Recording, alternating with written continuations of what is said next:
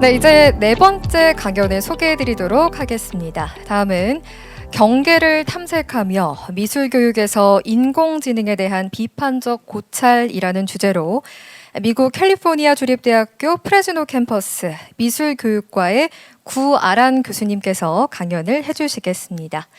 And now Professor Aran Koo from the Department of Art Education, Design and Art History at California State University, Fresno will give a lecture on the topic Exploring Boundaries, a Critical Reflection on AI in Art Education. 네, 교수님 준비되시면 강연 부탁드리겠습니다.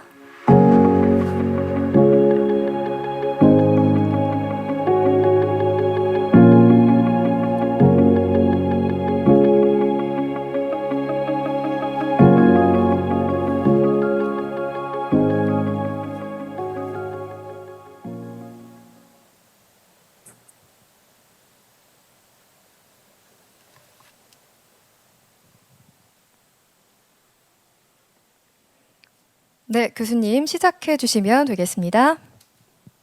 네. 안녕하세요. 스크린 잘 보이시나요? 안녕하세요. 저는 캘리포니아 주립대 프레스노에 근무하고 있는 구아란입니다. 우선 초청해주신 서경대학교 부설 디자인연구소 김지은 소장님과 이지연 전임연구원 및 2025년 디자인 학습 윤리 글로벌 컨퍼런스 관계자 여러분들께 감사 인사드립니다. 오늘 제가 발표할 주제는 미술 교육에서의 인공지능을 비판적으로 고찰하고 향후 교육에서 어떻게 인공지능을 보다 책임감 있게 활용할 수 있을지를 논의해보고자 합니다. 본 연구는 미국 미술교육재단에서 받은 그랜트 일부가 사용되었으며 제가 소속되어 있는 캘리포니아 주립대 프레즈노와 더 캘리포니아 아트 프로젝트의 지원으로 연구가 진행되었습니다. 본 발표는 6가지 섹션으로 구성되어 있습니다. 먼저 이 연구가 어떻게 시작 및 진행이 되었는지 간단한 연구 배경을 소개하고 지난 3년간 진행해오고 있는 인공지능 기반 동시대 작가들의 워크숍 및 인터뷰 중 3가지를 선정해서 이를 통해 도출된 학생들의 작품 및 토론 내용을 바탕으로 초중고 대학의 미술교육 과정에서의 인공지능의 의의를 살펴보고자 합니다. 인공지능이란 단어는 최근 몇 년간 굉장히 중요한 주제로 어느 학계나 현장을 가도 빠지지 않고 언급되고 있습니다. 특히 챗 GPT가 일반에게 공개적으로 소개된 2022년 11월 이후로는 그 파급력이 굉장합니다. 일단 제가 좋아하는 현대 작가 중 한 명인 로렌 리 맥카티의 로렌이라는 작업으로 본 강연을 시작해 보도록 하겠습니다. 해당 작업은 로렌이 인간 버전의 아마존 알렉사처럼 프로젝트 참여자들의 사생활을 24시간 동안 관찰하며 인공지능이 만연한 시대에 인간의 욕망과 욕구, 동시대의 인간의 능력 및 관계성을, 그리고 기술의 영향력과 제약, 그리고 현 시대의 인간과 기계 간의 상호작용에 빗대어 잘 표현한 작품이라고 볼 수 있습니다. 과학과 기술이 발전하면서 우리 삶의 많은 부분이 테크놀로지를 기반한 플랫폼들과 뗄래야 뗄 수 없는 관계가 되어버렸는데요. 인공지능 역시 우리 삶의 큰 부분이 되었습니다. 이런 포스트 디지털 시대에 인공지능은 어떻게 우리 사회 및 인간의 사회적 관계성에 영향을 미치고 있을까요? 저의 경우에 현대 기술의 사회적 영향력에 관한 질문은 2000년대 초반 제 모교인 이화여대에서 디지털 아트를 접하던 시절부터 시작된 것 같습니다. 그때부터 현재까지 디지털과 관련된 도구들을 이용해서 어떻게 사회에 긍정적인 영향을 미칠 수 있을지에 대한 고민을 줄곧 지속하고 있습니다. 한 예로 2021년에는 한국미술교육학회에서 사회참여 디지털 나래티브를 주제로 기조 강연을 했었고 그 기회를 통해 류지영 교수님 외 다른 학자분들과 함께 최근 미래교육, 미술교육이라는 책도 출간했습니다.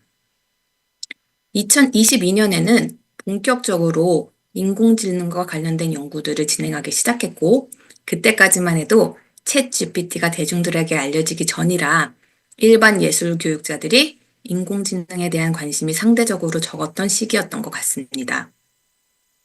2023년에는 본격적으로 인공지능 관련 프로젝트 데이터를 바탕으로 다양한 논문 작업들을 하고 있습니다. 제가 오늘 소개할 프로젝트는 2023년부터 시작된 동시대 미술 작가들의 인공지능 작업 등을 통해 살펴보는 미술 교육에서의 인공지능의 고찰과 관련된 연구의 한 부분입니다.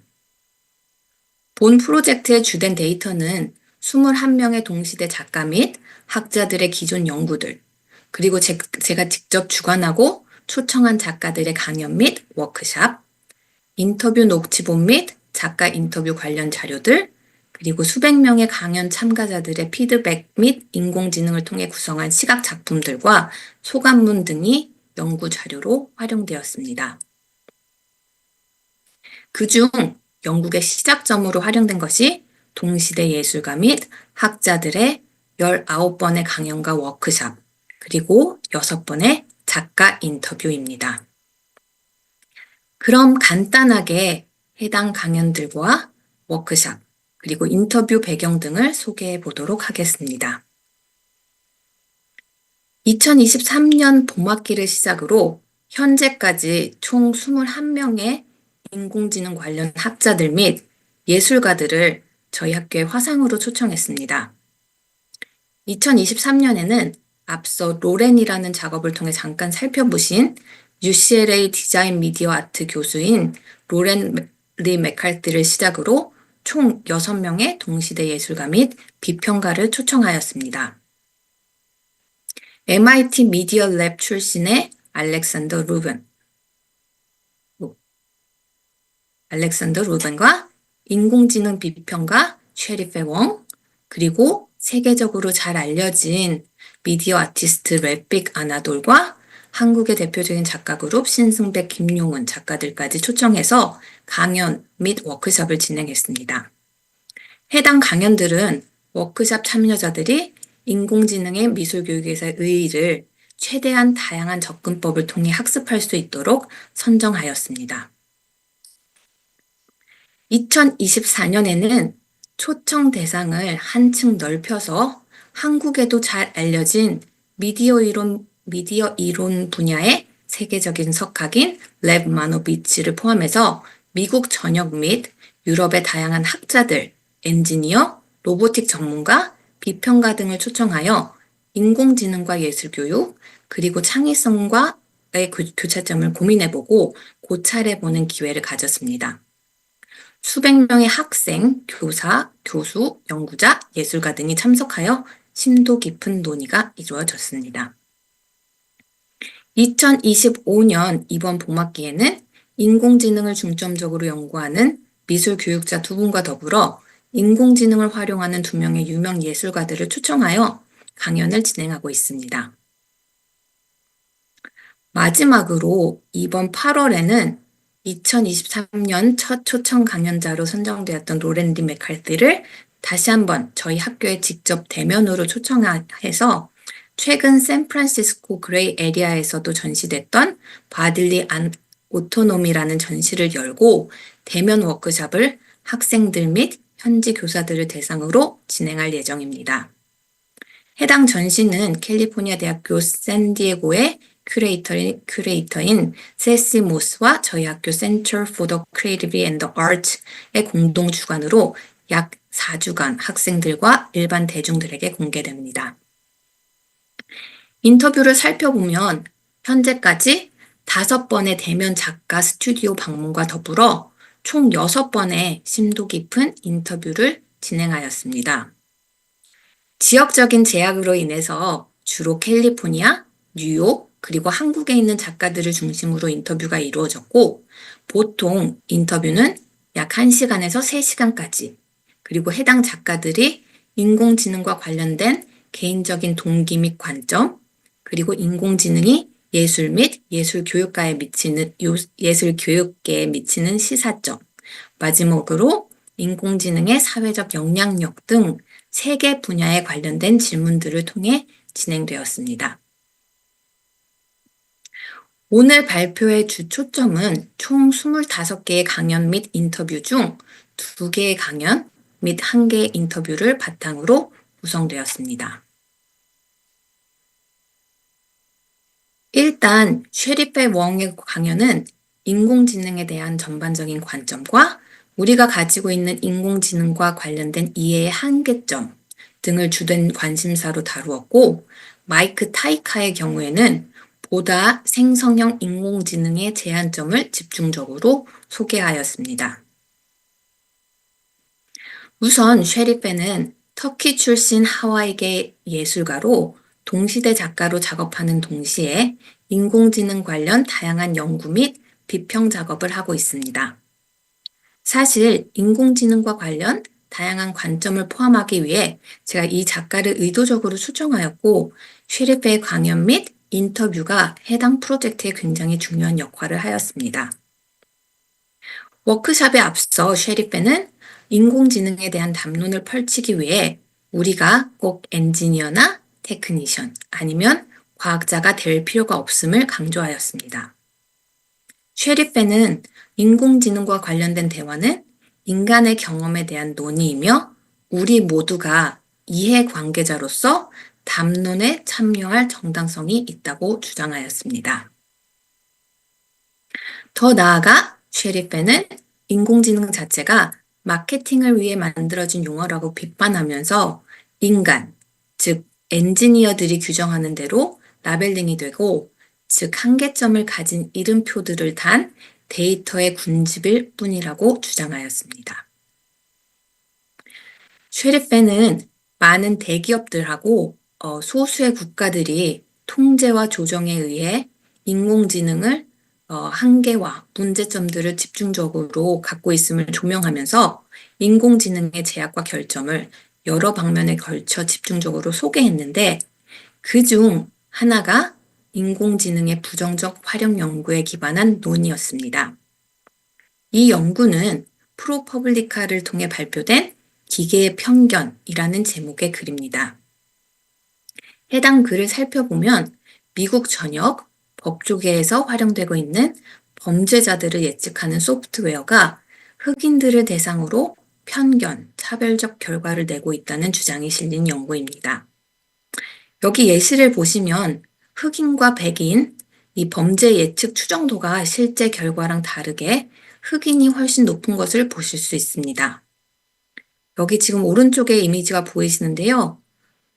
이 이미지를 보시면 백인과 흑인이 훨씬 그 범죄 예측 추정도가 높게 나오지만 실제로는 아닌 거를 살펴볼 수 있고요. 이런 쉐리페는 사법부에서 흔하게 활용되는 이런 인공지능에 기반한 소프트웨어들이 인종차별적 결과 등을 포함 많은 제약점을 보여주고 있다고 강조합니다. 다음으로 소개드릴 예술가는 구글 엔지니어 출신 마이크 타이카입니다. 마이크 타이카는 바이오 케미스트리와 바이오 테크놀로지를 공부하고 바이오 피직스로 박사를 받은 과학자 및 엔지니어입니다. 실제로 구글에 2012년에 입사해서 딥 드림이라는 프로그램으로 인공지능을 활용한 예술 작품을 초반에 많이 제작했습니다. 특히 마이크 타이카는 2016년에 구글에서 세계 최초 딥 드림 아트 쇼라는 그레이 에리아에서 이끈 그 Artist and Machine Intelligence, AMI라고도 불리는데요. 그 공동 설립자로도 잘 알려져 있습니다. 2017년에는 그래픽 아나도라고 아카이브 드리밍이라는 작업도 같이 했었습니다. 자, 여기 등장하는 이미지를 보시면 여러 시계 사진들이 함께 등장합니다. 마이크 타이카가 강연 중 보여준 오픈 AI 인공지능 프로그램 달리 3의 예시입니다.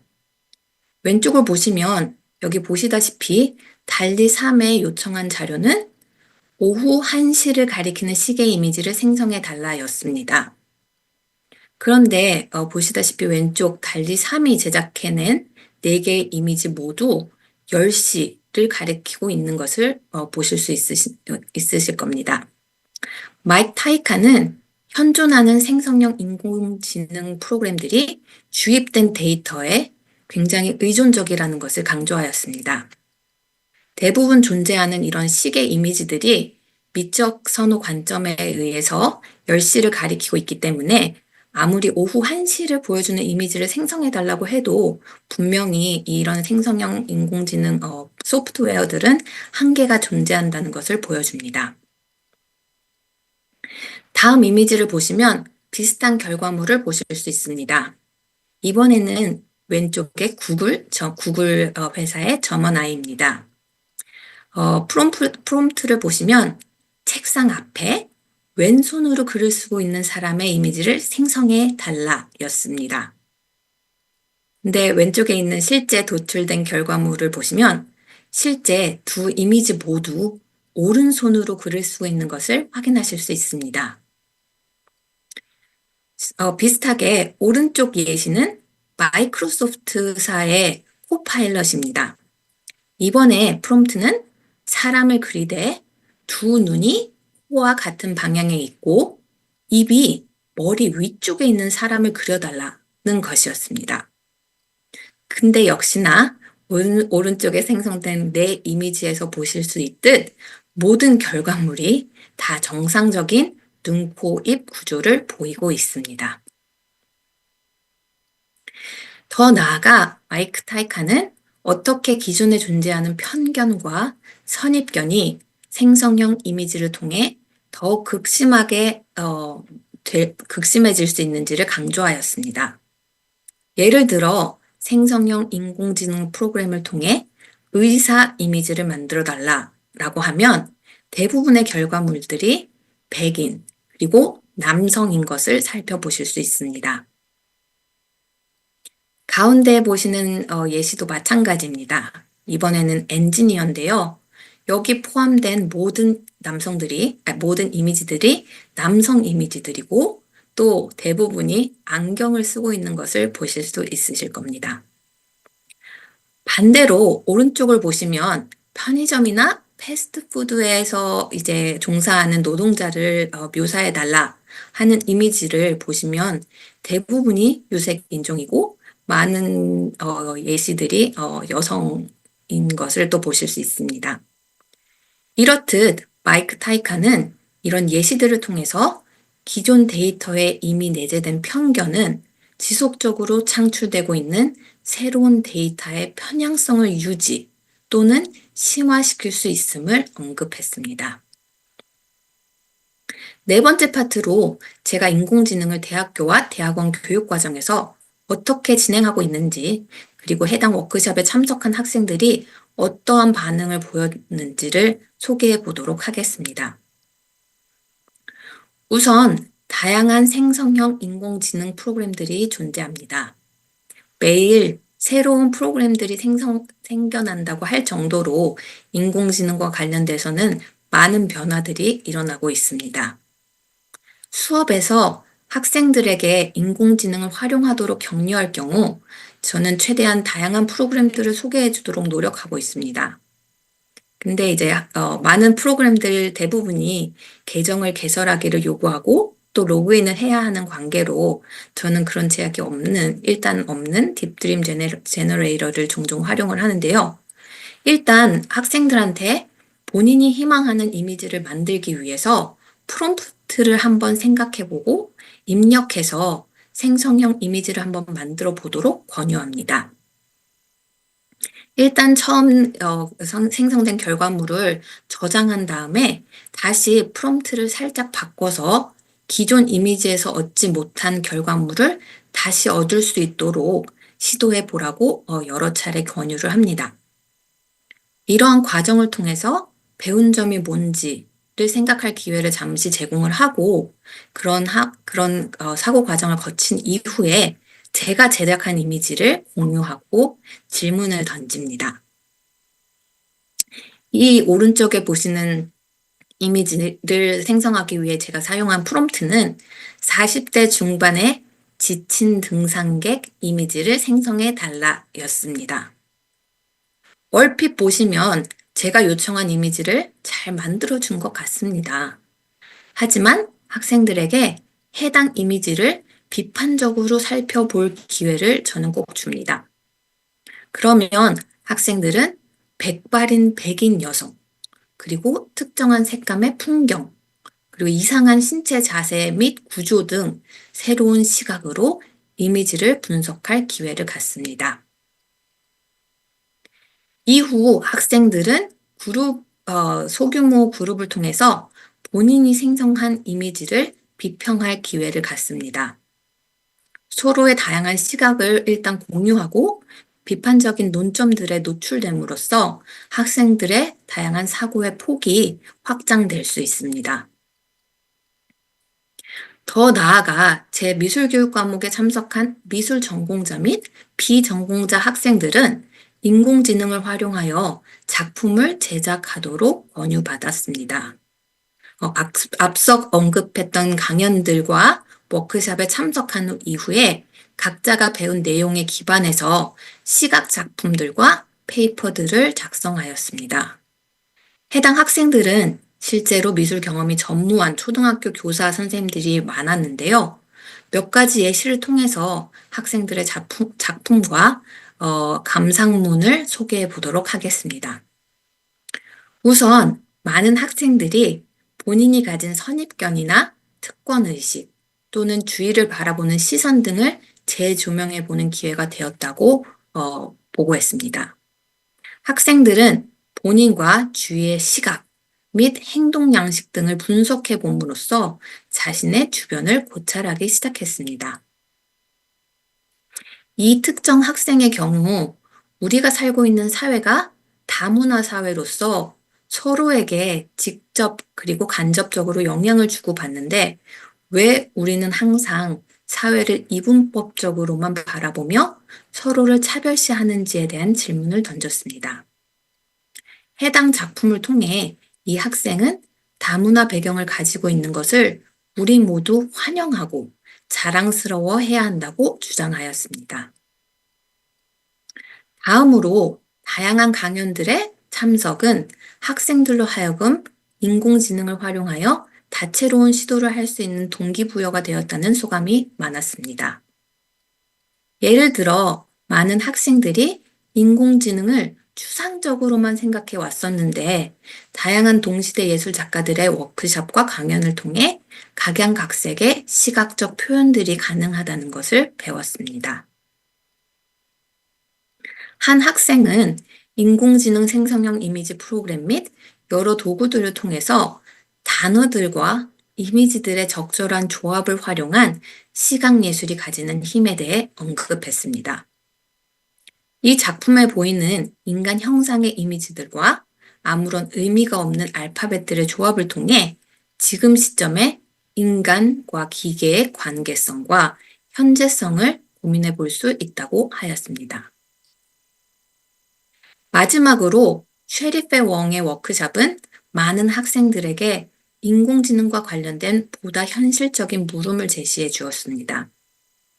쉐리페의 비판적 사고를 접한 학생들은 인공지능의 공교육에서의 활용에 적극적인 제한점을 제시하였습니다. 예를 들어 한 학생은 공교육 과정에서 인공지능을 적절하게 활용하는 방법과 인공지능이 가지는 한계점 및 사회적 영향력을 가르쳐 주는 것이 중요하다고 지적하였습니다. 해당 내용을 토대로 초중고 대학교 교육 과정에 몇 가지 제한점을 제시해 보고자 합니다. 본 연구를 통해 저는 인공지능의 미술 교육에서의 역할 및 의의와 관련 가장 기본이 될 수 있는 4가지 제한점을 도출해 보았습니다. 우선 미술 교육자 여러분께 인공지능과 관련해서 학생들이 열린 대화를 나눌 수 있는 기회를 제공해 주십사 하고 부탁드립니다. 대다수 학생들이 본 워크숍에 참여하기 전에는 인공지능과 관련해서 추상적인 이해 및 거부감이 많았었다라는 이야기를 자주 했습니다. 워크숍에 참석함으로써 인공지능과 관련된 더욱 다양한 관점을 가지게 됐고, 더불어 장단점을 함께 배울 수 있어 무척 도움이 되었다는 의견들이 많았습니다. 학생들한테 이런 인공지능 관련 동시대 작가들의 작품들을 소개시켜 주시고 토론을 할 수 있는 장을 마련해 주시면 좋을 것 같습니다.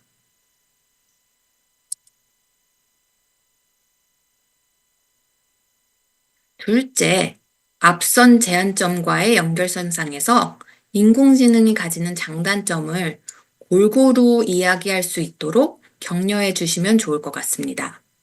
워크숍에 참여한 모든 아티스트 그룹뿐만 아니라 학생들의 대부분이 인공지능은 우리에게 득이 될 수도, 해가 될 수도 있다는 데 동의하였습니다. 인공지능을 미술 창작 과정에 포함시킴으로써 얻는 장점을 극대화하고 단점을 최대한 지양 또는 극복하면서 현명하게 접근할 수 있도록 독려 부탁드립니다.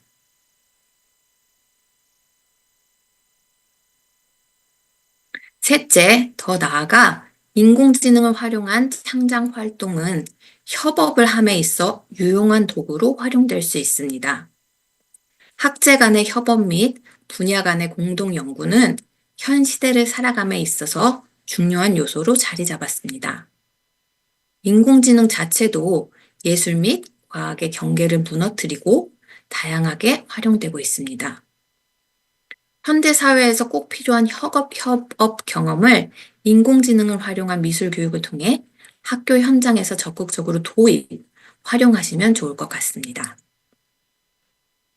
마지막으로 인공지능 활용과 관련 많은 조언 및 관점을 제시해 주시기 바랍니다.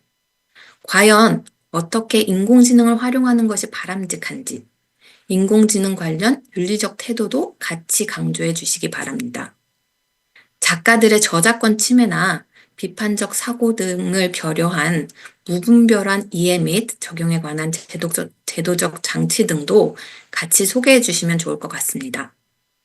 참고로 유네스코와 유니세프에서 관련된 활용 방법에 관해 가이드라인 및 정책 참고 자료가 해당 웹사이트에 등록되어 있으니 같이 적극적으로 활용해 보시면 좋을 것 같습니다.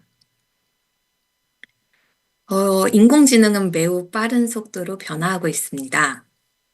인공지능은 단순히 새로운 아니면 또 하나의 미술 창작의 도구에 그치지 않는다고 저는 생각합니다. 미술 교육자들이 윤리적으로 그리고 책임감을 가지고 학생들이 인공지능을 잘 활용할 수 있도록 도와야 합니다. 앞서 언급한 바와 같이 장단점을 잘 인지하고 학생들이 올바른 기대와 태도로 접근할 수 있도록 도와주십시오. 마지막으로 인공지능은 우리를 결합시킬 수도 또는 분열시킬 수도 있다는 주제문을 가지고 발표를 마무리하도록 하겠습니다. 감사합니다. 네, 교수님 고맙습니다.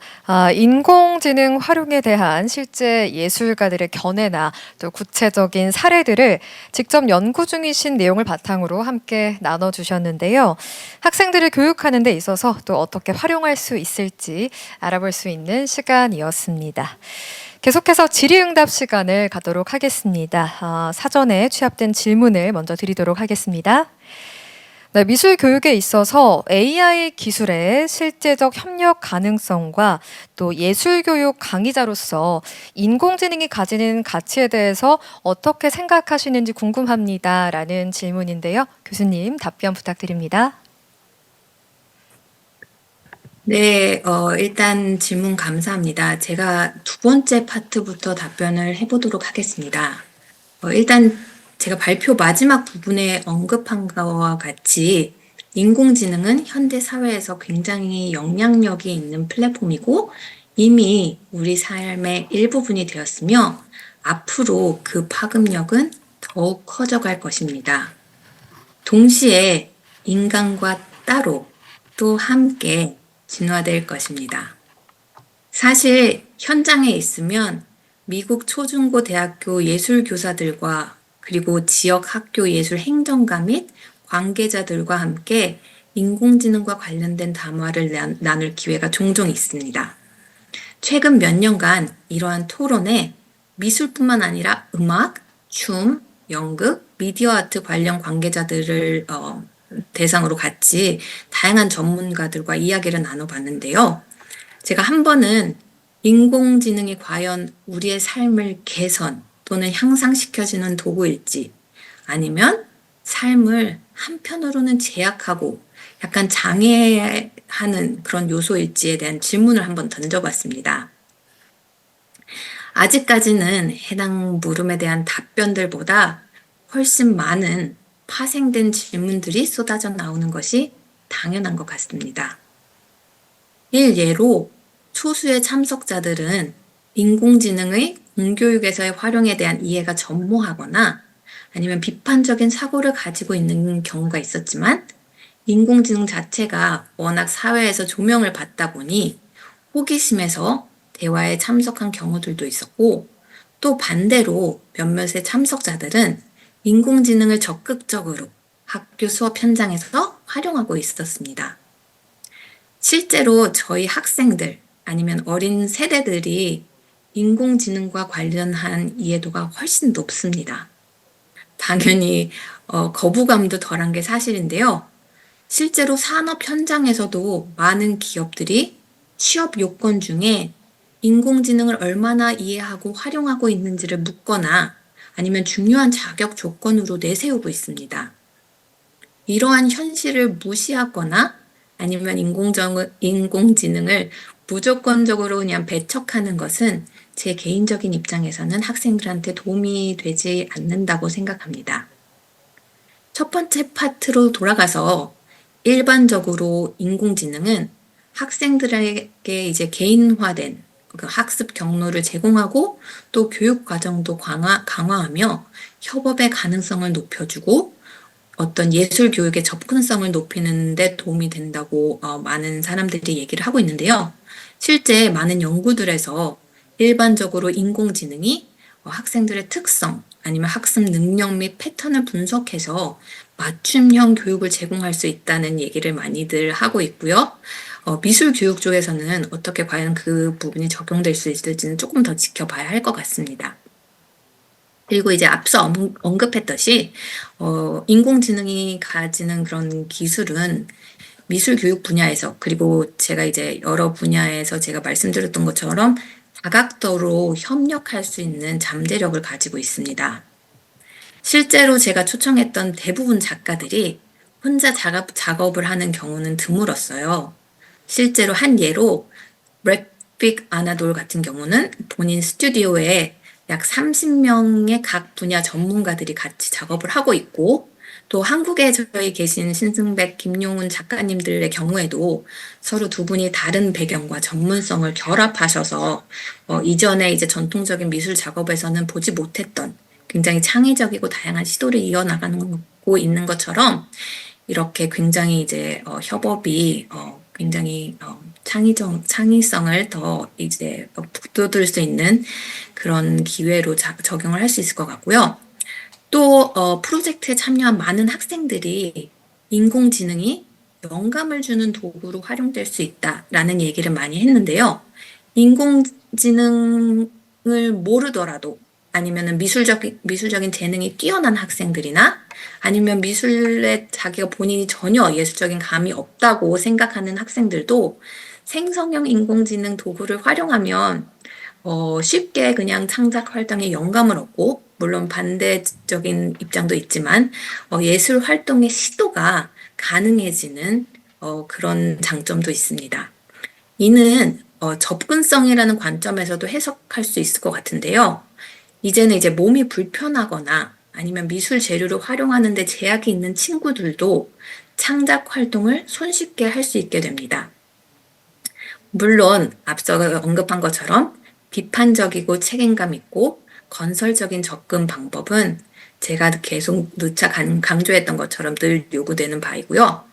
사실 이 질문에 대한 답변만으로도 1시간 발표가 가능할 것 같지만 이 정도에서 마무리를 하고 인공지능은 이걸 어떻게 활용하느냐에 따라서 미술 교육 관련 종사자들뿐만 아니라 학생들에게도 굉장히 가치 있는 도구가 될 수 있다는 점을 다시 한번 명기를 하고 싶고요. 그렇기 때문에 미술 교육자들께서 윤리적으로 책임감을 가지고 학생들이 인공지능을 잘 활용할 수 있도록 옆에서 잘 도와주시기를 바라겠습니다. 감사합니다. 네, 교수님 자세한 답변 감사드립니다. 캘리포니아州立대학교 프레즈노 캠퍼스 구아란 교수님의 강연이었습니다.